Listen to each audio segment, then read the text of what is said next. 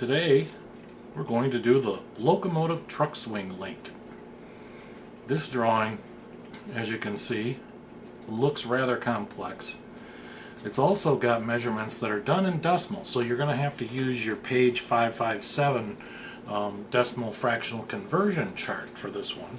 This drawing is also drawn half size, which means that your scale is going to be 1 to 2, meaning for every 1 inch you draw, it equals 2 inches from the original size of the object.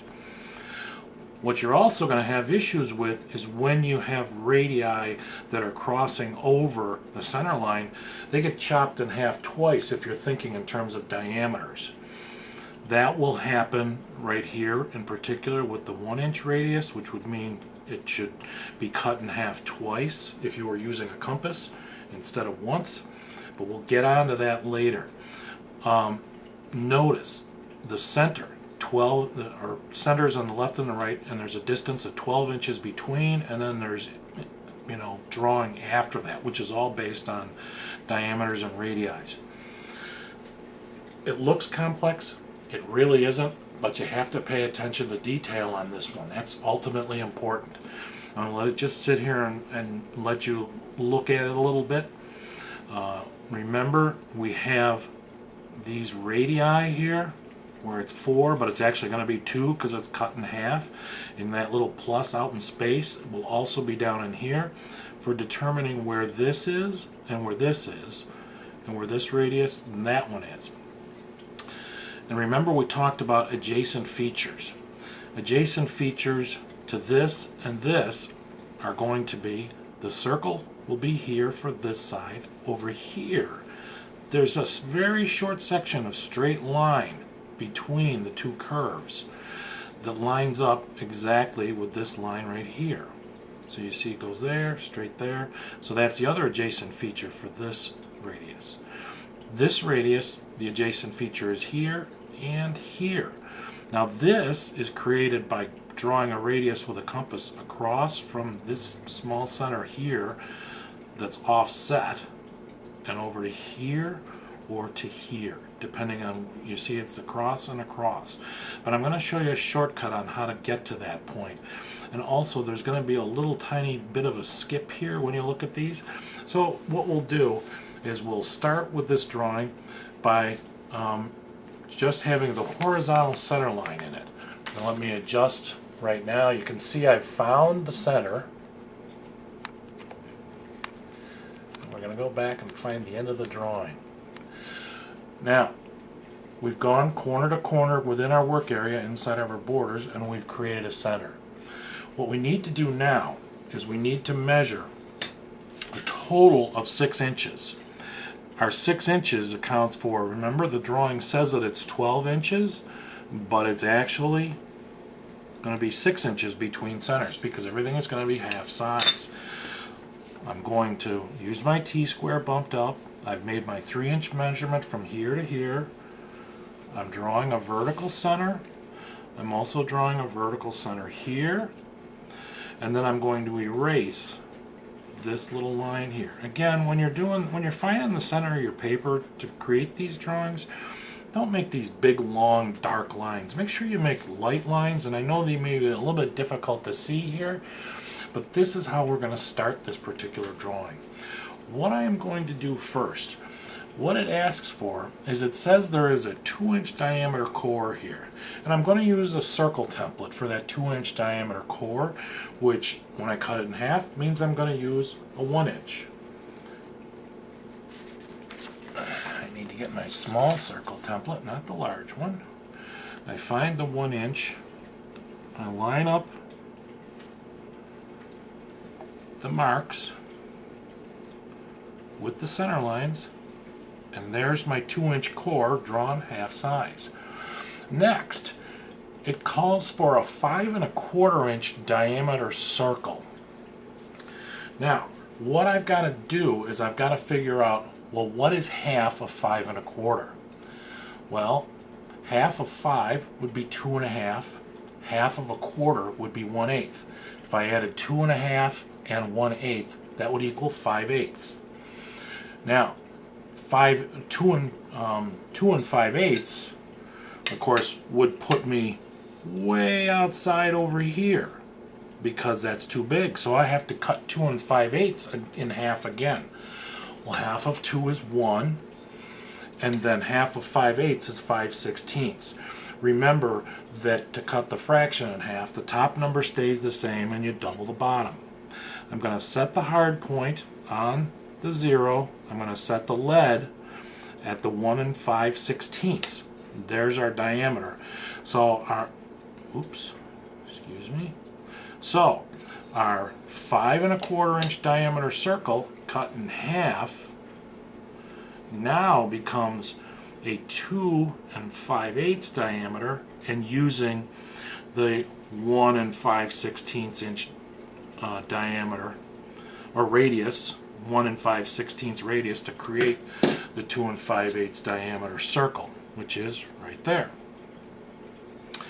Next, we have a distance that is going to be an overall span, and the full size will be 3 inches, but we have to cut that in half. Now, cutting that in half means that we'll end up with 1 1/2 inches, which means half up, half down is going to be 3/4 of an inch. So I'm going to, in the middle here, I'm going to set my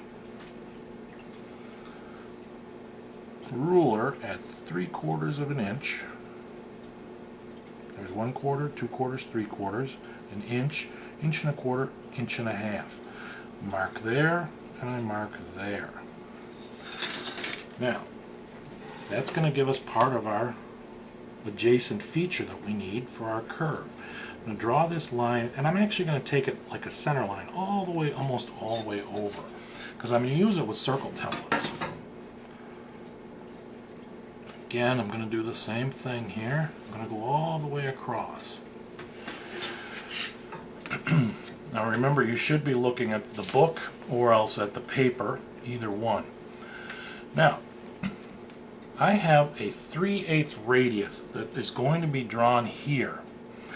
Now, a 3/8 radius, when you want to use a circle template, means that you're going to make that as a 3/4 inch diameter circle, because you get to 3/8, you double it, gets 3/4. But because we're cutting it in half, we're actually going to use the 3/8 diameter circle. So I know it's confusing, but it's right. I'm going to line up 3/8. I'm going to draw the circle there.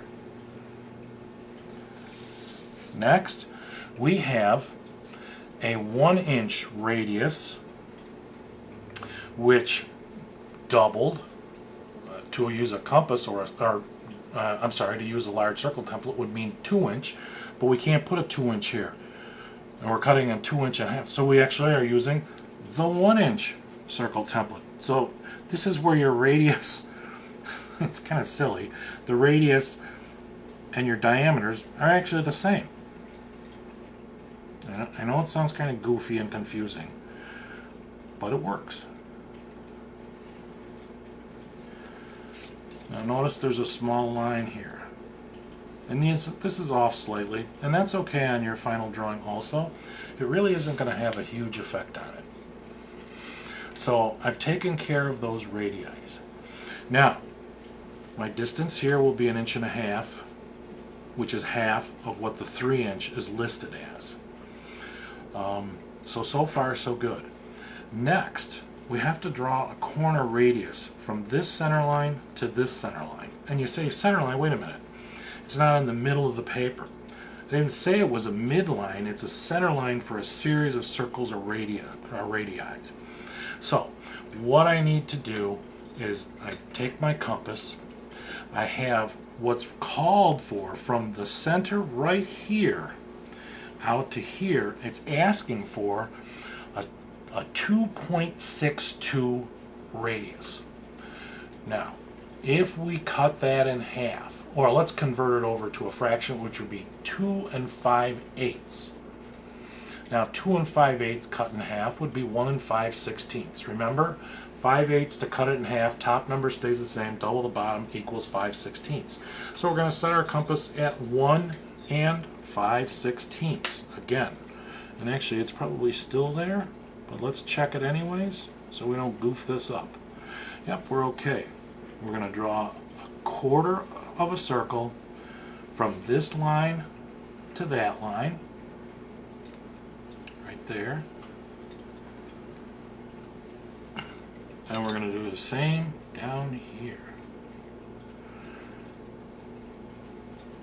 Hold the compass at the top, trying not to make contact with the little thumb roller, because that'll make it open and close. Now I'm just going to use a circle template here, and I'm going to just connect the ends of these as opposed to using a triangle with the T-square, because I want the lines to actually connect. I don't want them to be, you know, if it's a little bit out of square, then the whole thing will be goofed up, and I don't want that to happen to your drawing. Now, we have a long radius that's going from this center right here out to here, which on the drawing says it's 5 5/8 inches, 5.62. But instead of just doing all the math and cutting that in half, and yes, we can do that, but I'm not gonna. Because on the drawing, when you look at it, this curved line, this radius, actually meets that point. So I am actually, what I'm going to do is I'm going to just put the compass hard point here in the center of this, and I'm going to just match up right here, and I'm going to drag it over to about there, and then I'm going to flip it around, and I'm going to do the exact same thing from this point.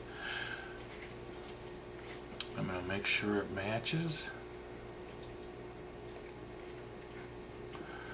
and I'm going to drag it down to here. Next, we have a radius to create an inside part that goes from here across. That's 4 1/8, which means it'll be 2 1/16. So I'm going to go down to here, and 2 1/16. And it should be slightly offset, which it is. And we're going to go to the middle center line, the midline. We're going to go over here. We're going to line up here, and then we're going to go over there. And it creates like a heart-like shape.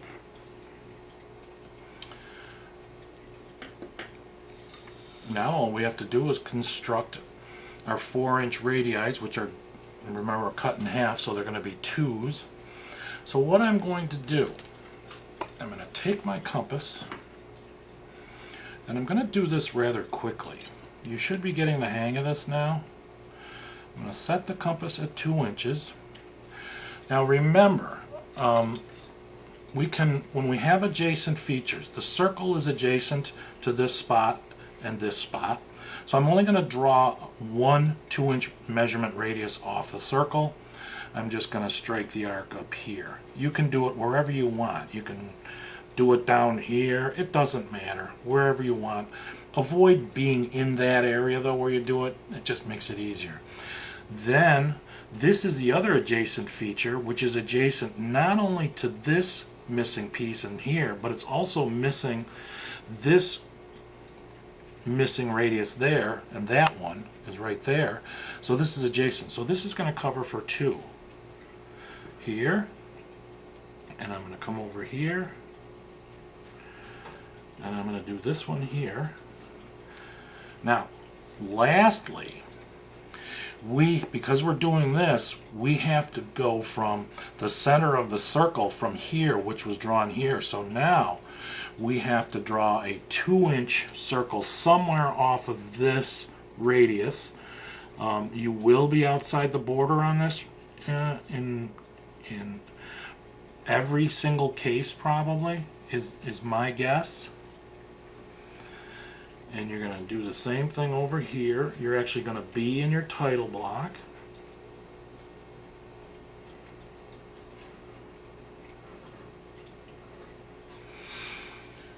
Next, we're going to take our compass. We're going to spread it way out here. to look for the highest location on there, and we're going to bring this arc back over to here. We're going to do the same thing here. We're going to go from the center here all the way out here, and it's slightly different. That's why I have you measure it as opposed to just, using the exact measurements, because then it usually ends up getting goofed up. And we come back over here. I'm going to take my compass, my T-square. I'm going to find the high spot here. I'm going to draw a line there. And I'm going to draw a line here. This point right here becomes the placement for the compass for between here and here.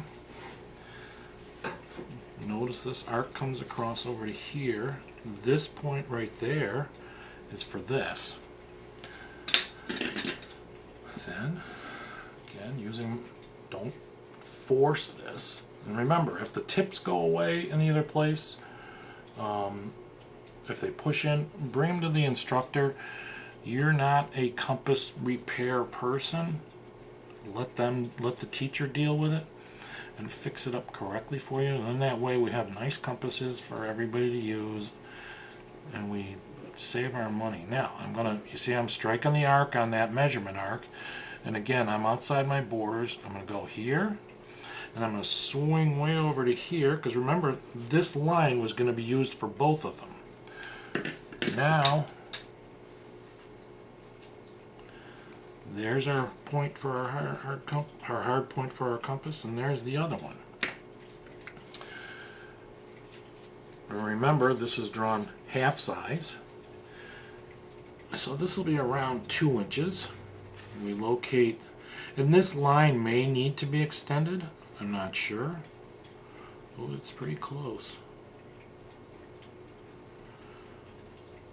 Oops.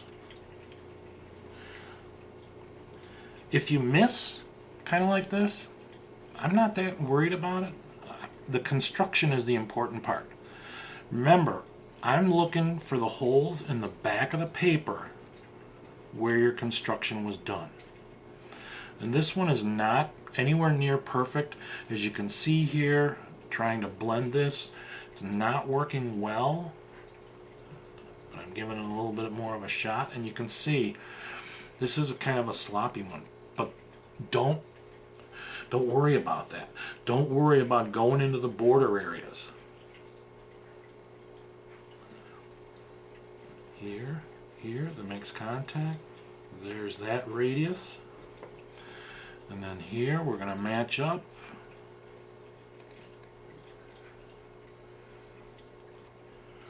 Needs to come out just a touch, so I'm going to give it a little bit of a twist. And right there, we've done that one. Now, I'm going to erase this center line, because that's no longer necessary for right there. Then that way we can see how that curve has blended. The eraser shield would be handy here, but I'm just going to try to clean that up just a little bit with an eraser.